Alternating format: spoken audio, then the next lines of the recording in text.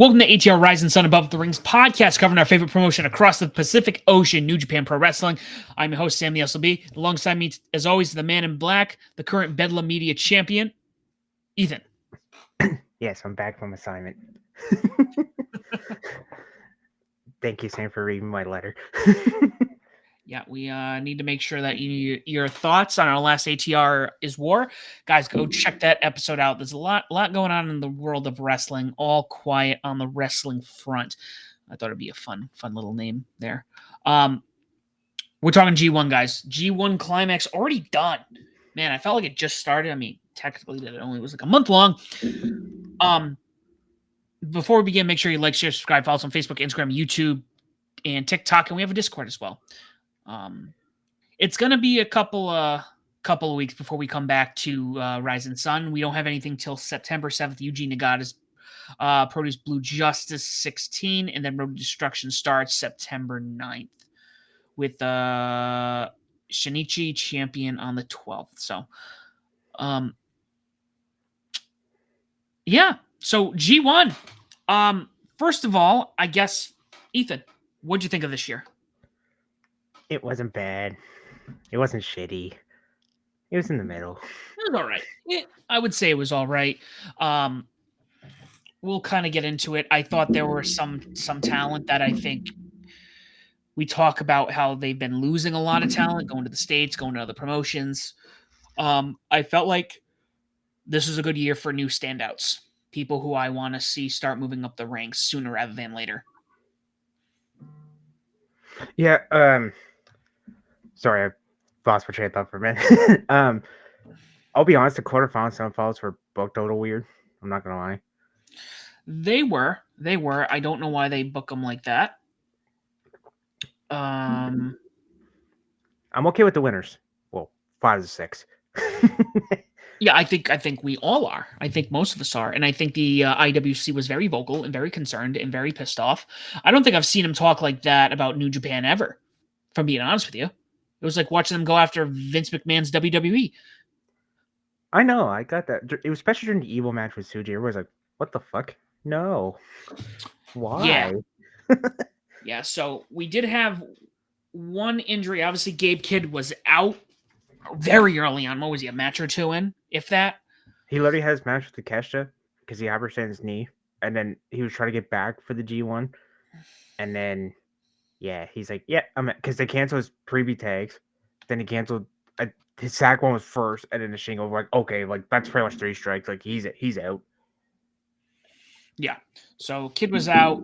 There's rumors of an actual injury during our semifinals. We'll get into that shortly. Yeah, I thought it was average. Like I said, I think, obviously Takeshita killed it. Takagi was good. You know who my dark horse is, Sam, in this tournament? Drew Maloney. Drilla was good. I was very on board with Bolton. Bolton Oleg just killed it. Taiji was good. Yep. Cal Newman. Cal Newman was another one who I really enjoyed this year. Oh, you mean Prince Devitt Jr.? Mm-hmm. If you know, so basically, he's basically taking Prince Devitt's its like nickname and finisher. It's like, okay, so we're just gonna call you Prince Devitt Jr. Okay, got it. Why not? Why the fuck not? So before we get moving any further, why don't we run down the blocks here, the finals on the blocks. All right, so before I do that, so I hit 15 Ethan picks this year in total, which is pretty good. But for each block, member of the block, I'll just pick one because a lot of my head the same person as Ethan pick, so I'll just do the one. So Evil takes first place with 12 points and 6 wins and 3 losses. His only 3 losses came to Finley, Sonata. That match was, and Uemura. Thank God. If I had to pick from his block, I'll do best and worst. How about that? I'll pick one for worst too, because there's a few shitty ones. If I had to pick one, I guess Finley. And his shitty one was Tanahashi. That Tanahashi one was just fucking garbage. The IWC burning, brother. Yeah, I don't know how many more Evil and Finley matches I can watch, but anyways, continue.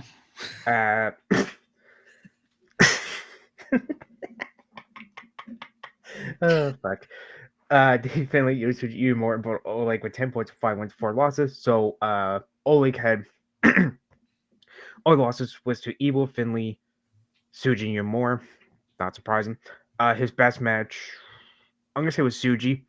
His worst match, Evil and Sonata. Actually, both those were shitty. Dave Finley only lost to Newman, Oiwa, Taichi, which you could kind of say was an upset in a way, but really not. Mhm. And Tanahashi, which not really surprised to be honest with you. And by this was Tanahashi's last G1 this year, by the way. Best match, I'm gonna go with Taichi. Worst match, Evil. Suji also 5-4. He lost unfortunately Evil spoiler twice because we'll get to the knockout round later. No pun intended. Finley, Oiwa. Sorry, he lost to Evil, Finley, Tanahashi, and Taichi. His best match, Oh, and no, he beat you. My brain's smushed today, guys. I apologize. Uh, I'm not gonna say Bolden because I said that for Bolden. I'm gonna go with Finley. Worst one, Evil, because it's evil.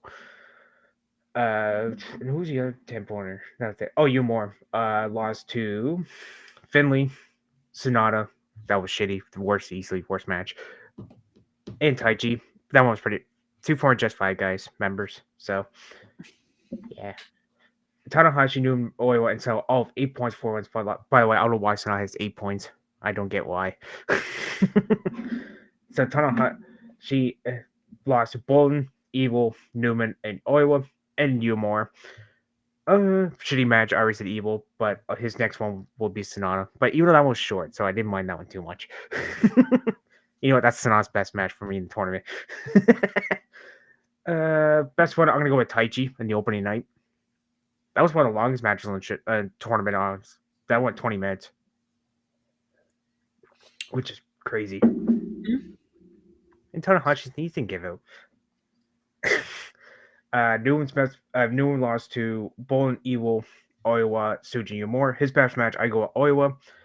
Worst match, Evil, because it's Hell's to it. Evil's basically gonna have inside from the A block, pretty much. Yeah. Well, it's pretty much like copy and paste, right? It's like, all right, tell storage your shit, done. It's I don't know. I don't think I've ever seen this kind of junk in New Japan ever. I mean, you occasionally have the Bullet Club guys would come out from time to time, but not like this is like WWE. Like, Yep. Well, when we get to sport the finals, that one I didn't mind so much. And there's one or two I didn't mind too much either, but we'll get to Narita in a second. Oiwa lost to Oleg. Man, Oleg beat a lot of young guys in this match. Uh, Evil, Sonata, Suji Yamura. His best match was Yumura Corkin Hall. That was just great. Worst one was for Sonata. That was the second worst overall G1 match for me. And Sonata, uh, yeah, I don't got much to say Sonata. If I had to pick a good match, Suji. You know, it's the same thing over and over and mhm. over. Literally, say it's basically referee bump, paying off to Jeff Jarrett, and gets the win. That was literally copy and paste. All 9 matches. Except for the Tanahashi. Tanahashi's like, no, that don't work for me, brother. We're gonna end this in 3 minutes. And Taichi, unfortunately, came in last place with 6 points with 3 and 6. Jesus Christ. My brain's. I forgot it was 10 people. I almost said I almost said 3 and 5. Like, no way. He'd be 8 points that happened. Best match for him. I'm not gonna say Tahashi because I said it for him. That's why I think hey, Royal Robin's like when you talk about one person, it's like shit. You can't mention the same match again. Besides that one, I would go with Suji.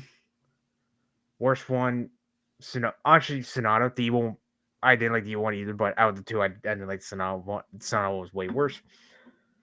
B block, Gabe Kidd, we top of the show. Obviously, we can't fully talk about him because he got injured first Mhm. night. So, but his best match was Takeshita. It's literally only when I was doing my G1 stuff. Literally, I had to play every time. I had to forfeit last 8 matches because the only one he lost was. It was like the Naito thing. Remember a couple years ago, Naito had to forfeit the rest of his matches because Saber Jr. Yep. I think that was during the COVID era when in the fall, I think. Which, by the way, I'm glad I missed it in the summer. I like it in the summertime, not the fall. No, 100%. uh, Saber Jr. takes first place with 42 points with 7 wins and 2 losses. He's only 2 games with Shingo and Rita. Best match. He had a lot of great matches, honestly.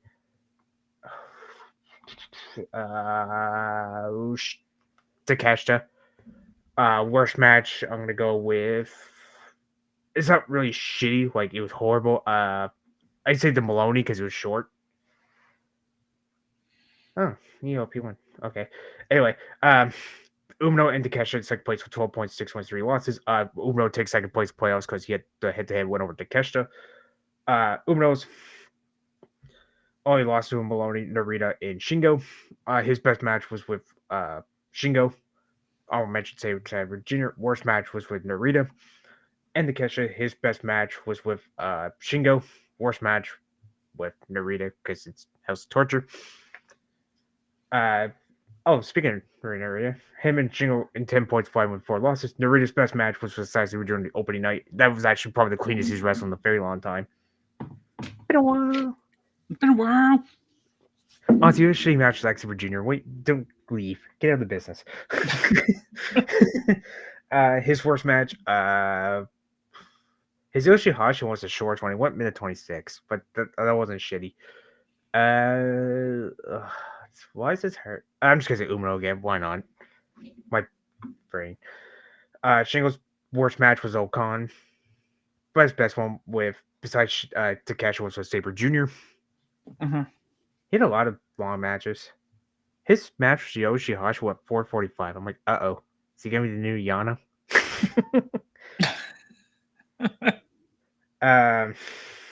I'm glad Yano's on the tournament by this year. Thank God. I gave it's supposed to be the night off, but it's okay. He can stay out for once. Yeah, we got some other talent we need to brush up with. Okan, Maloney, El Phantasmo, and Yoshihashi with 8 points. Well, I mean, Okan's the same dude who was in the playoffs, so I can't even say I'm not surprised at 8 points. His best match was with Saxon Jr. Worst match, worst/least favorite, depends who the person is. Mm-hmm. Narita. The Maloney one wasn't bad, honestly. Actually, speaking of Joe, that was actually perfect timing. He was my dark horse this whole tournament. His best match was with Shingo. Arnold mentioned with Takeshita. Worst/least favorite. I'll go VLP because it was too short for my liking. Mm-hmm. That went 5:03, which I could not believe that went 5 minutes. Well, bell to bell, I should say, because after they brawled for a few minutes. Actually, speaking of ELP, wow, look at that me segueing. That's great. Segway City. Segway City, bitch. I like the match with Takeshita. That was my Ethan pick for him. Shingo was an honorable mention. By the way, when those two wrestled, they had a chant, "Who's your daddy?" I'm like, oh yeah, I forgot about that feud. Yeah. Least/worst favorite was Narita. I used to like Narita, then he went to House Torture. It's like, why? It's a theme with House of Torture. Sex sells. and and Yoshihashi, he did a lot better than I thought he was gonna be, to be honest. Well, he literally was the only one going clean sweep. Well, to be fair, Wells was the fourth win, so yeah. If Kid wasn't forfeit, he was not winning that. Let's just be honest here. I think Kid would have been the knockout round, even though he was the global champion. Yep. Favorite match, Takeshita. Least favorite was never, what, mid 26 because it was great. It was short. So that's the round. And honestly, like I said, with Kid earlier, we can't talk about him because it's one match. You can't fully talk about him. But the one with Takeshita was really good the first night. Mm-hmm. It's a great way to kick off the G1. So yeah, we had let's get ready to the playoffs, the quarterfinals, I guess you could call them. Yota Tsuji taking on defeat and Shota Umino, and then Konosuke Takeshita taking on defeat and David Finlay. Hell yeah. Both Ethan picks. So incredible matches. Just It's weird. I almost feel like this year the G1 playoffs kind of went like playoff, quarterfinals, semifinal. Like they kind of like started like Yeah, what? they Okay. they didn't get as like I don't want to say worse, but they dipped in quality as we went through the tournament because usually the G1 final is usually a pretty solid match. Yes. Some what do you think of the playoffs? Do you think they should probably keep them, or do you think that it should be like a once in a blue moon type situation? I like this. I just don't like the whole hey, you won on B block, so you're gonna fight an A block guy in playoff. Like what? See, that I actually don't mind. I hate it when they did the um like all right, let's have a rematch. Or actually, they did that in the semifinal. Spoiler. Um, Yeah. I'm okay with that. Do you remember a couple years ago when they did the 4 blocks? They literally had to take 2 from each block. I'm like, eh. Yeah. No, no, keep it like like if you were doing like actual like playoffs, like if it was like similar to like hockey or football, basketball, baseball. If you did it that way, fine. But like don't do some weird shit like that. Um Because man, it's right. Sorry, real quick. Sam. In Stardom, they're doing the 5-star Grand Prix, and they're doing 4 blocks. It's like Red Stars A and B, and then Blue Stars A and B. It's like change the colors for 2 of those, please. They're literally doing first rounds, where the first place we're gonna buy the quarterfinals, but yet the other 2 places have to be in the first round. It's like, so we're having 2 tournaments in one. Got it. noted. But yeah, uh, these are Ethan Pixies were great, and Cork and Hall too. Yeah, it's funny when we had those matches, I think we saw that and you and I were just like, "Oh, we might get, the dream final." Everybody wanted this. It was so painfully obvious. It was right there. I thought booking was gonna because actually when Zack Sabre Jr. was when I realized he was in the semis, I go, they might actually have him go with Tanahashi. For a minute, I was like, they're gonna have him pick Tanahashi to main event, and that's gonna be his retirement match. He's got to sell his soul at the end. Yeah, that's what I thought was going to happen. um, Um, he would have been the first champion in finals, by the way, since '05, I think. who Yeah, was so like that? that. Was that Kensuke Sasaki was the last one. okay? I think. I got to double check that. Don't fully quote me on that yet. So, semifinals we had Evil knock out Yota Tsuji and get the win, and then Konosuke Takeshita pin Zack Sabre Jr. Hell yes. Yeah, the ladder match, Takeshita's solid, solid, solid. The other one, I have to go back. So, did he actually get knocked out? Because people like it looked like he got knocked out. It's a. It looked like he did. Could have been a. I don't, it's a weird way to. I don't know. Some people say he legit. Some people say it was like a storyline, like to protect them. Which, okay, fair argument. But he landed kind of weird on that battle or Don Law. What the fuck Don Foley's calling that Razor's Edge now? Yeah, because I was like, you might have told me before that happened. You might have sent me the finals before I watched it. Yeah, because I sent it and then I sent it to you, and then we were talking for a few minutes. But can I just say that Arika Arena is actually really beautiful. I like that Mm-hmm. arena. We're gonna have to, at some point we'll have to get to Tokyo and go see some New Japan stuff. And Cork and Ha, that's the main one. Mm-hmm. Well, besides Tokyo Dome, uh, but the Suji Umino match, I joked. I was like, hey, Rich shouldn't be in this match. He's gonna fuck over Suji. Fast count. 1, 2, 3. He'll dead. Um, yeah, but the Evil Suji, that was horrible. Evil having 2 Suji match.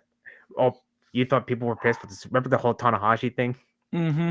It was his literally last match. And see, when we had predictions, I hate Richard. See, I said Suji.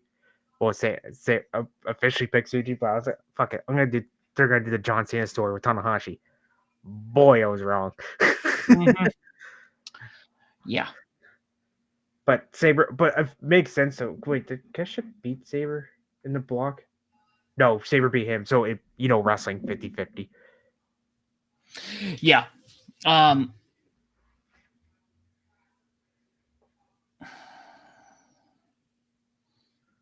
Yeah. No. I. It did not feel like 26 minutes, by the way. It did not. No. I mean. You know, I thought Saber would have been a guy, and I think we talked about him being a transitional champion, or not having the belt for long because he doesn't need the belt. Then he didn't, and then he got his second title. And now after watching G1, I go, he might be the guy to hold, to hold down the fort for a while. Mm-hmm. Because he looks so good. He's tough to beat. Like, I mean, arguably the greatest technical wrestler in the business, if not of the 21st century. Arguably. They should change the name. We love you, Brian Danielson, but I think it's time to change the Techno over to Zack Sabre Jr. Yeah.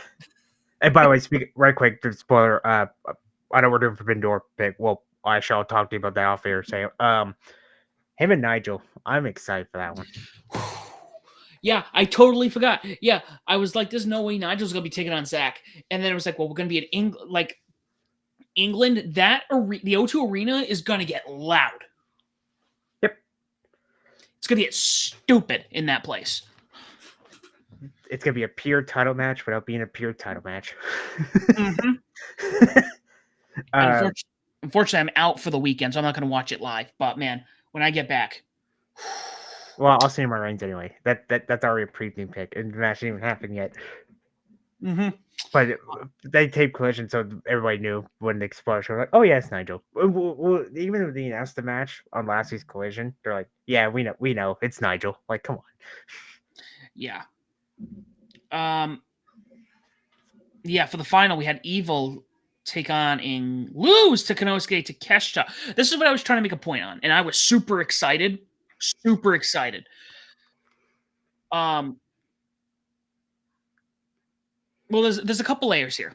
All right. First and foremost, I feel like if Suji was going to win against Evil, Suji would have won this year. Yep. Which was kind of like one of those, all right, that's definitely happening.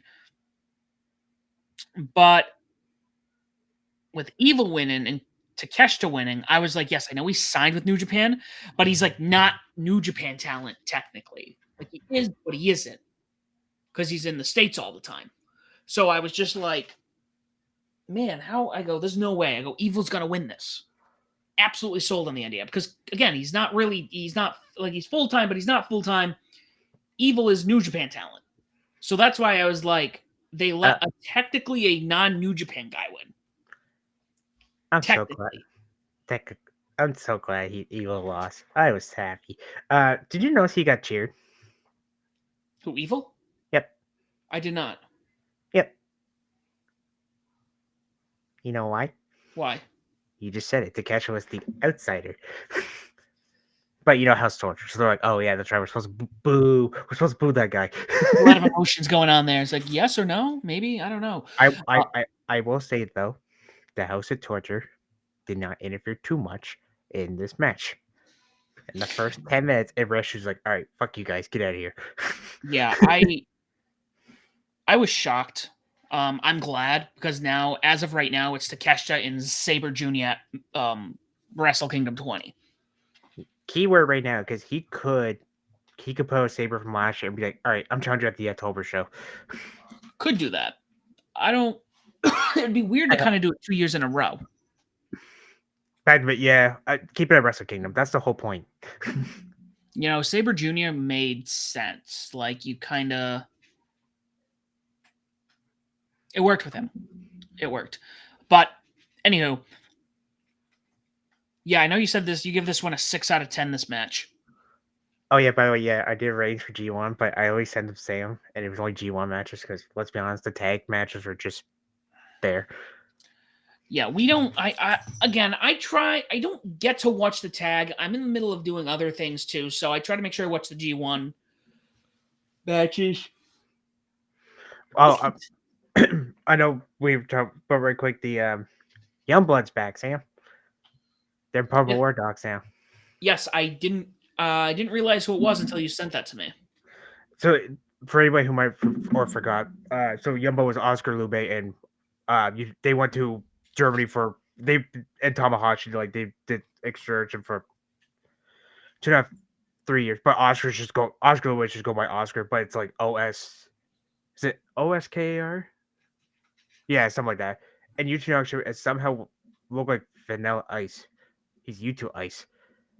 Oh my god, his finisher's gonna be called the Ice Ice Baby.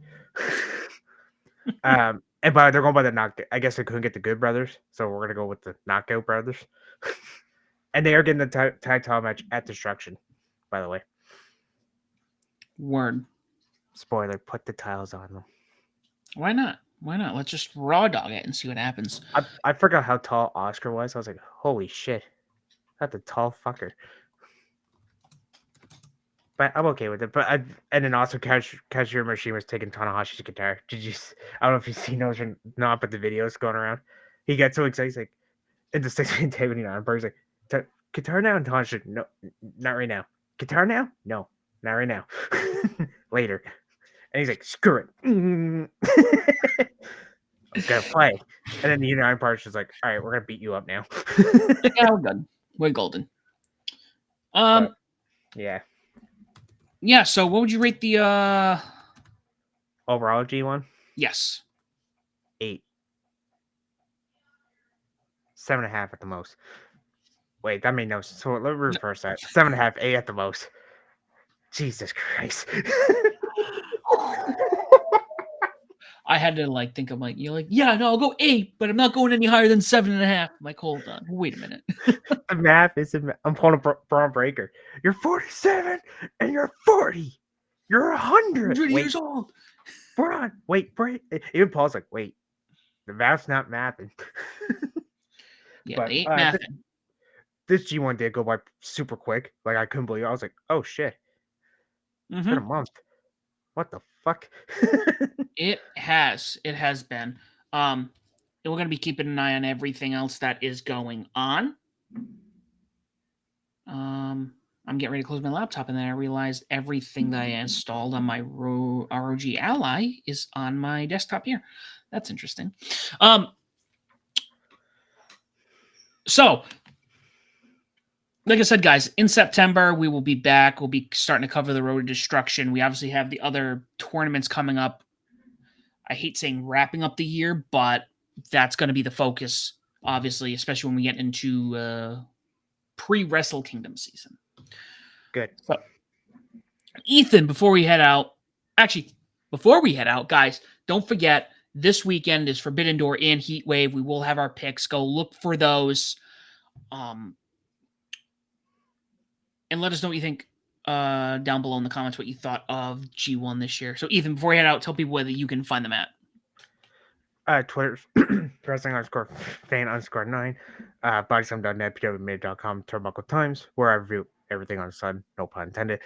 And my podcast, Blog Via Thread Podcast, every Friday and Sunday, Friday, or the Monday for Thursday shows, and then Saturdays, obviously the weekend, Friday, Saturday, Sunday, and also the ATR Twitter for Japan stuff, so keep an eye out. All right, you can find me as the SOB Official on X, Facebook, Instagram, YouTube. I cover the Bedlam Media accounts at media_bedlam. We're on all streaming platforms. If you cannot find us on there, please make sure you let us know. We'll put ourselves on there. Also, follow us on TikTok. We are now north of 500 followers. I want to hit 1,000 by the end of the year. Man, 300 on YouTube. Those are my two main focuses, guys. Follow us on those. Follow us on Discord. And join our Discord. Tell people why Bedlam Media and Above the Ring is podcast if you're choosing and why they should listen to us as well. Guys, thank you so much for listening. We are out of time. And as always, do not forget to join the Bedlam. Thanks, guys.